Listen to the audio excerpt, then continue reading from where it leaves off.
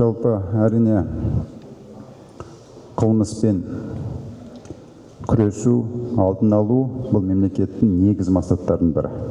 Жалпы мемлекеттің енді функцияларының бірі ол қауіпсіздікті қамтамасыз ету ғой енді. Сондықтан әрине бұл енді Алматы үлкен қала, өздеріңіз түсінесіздер. Енді үлкен мегаполис, қанша қазір 3 миллиондай адам бар дейді. Айналасында да мысалы көп адам тұрады. Алматыға келіп жүреді. Алматыда жұмыс істейтіндер бар, кешке қайтатындар бар. Сондықтан Алматы деген және Алматының төңірегі ол үлкен.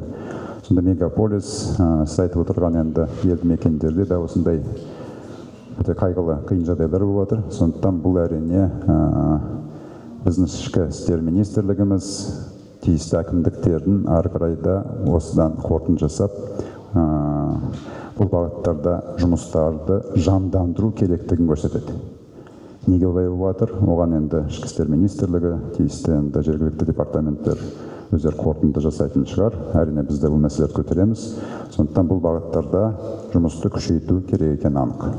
Сондықтан үлкен қала, үлкен мегаполис, әртүрлі жағдайлар болды, өкінішке қарай.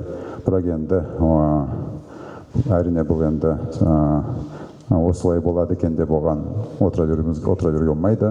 Бұл жерде біз алдын ала жұмыстарын күшейтуіміз керек. Қауіпсіздікті күшейтуіміз керек. Адамдардың қауіпсіздігін күшейтуіміз керек. Сондықтан бұл мәселелерді біз Сенатта да көтеретін боламыз.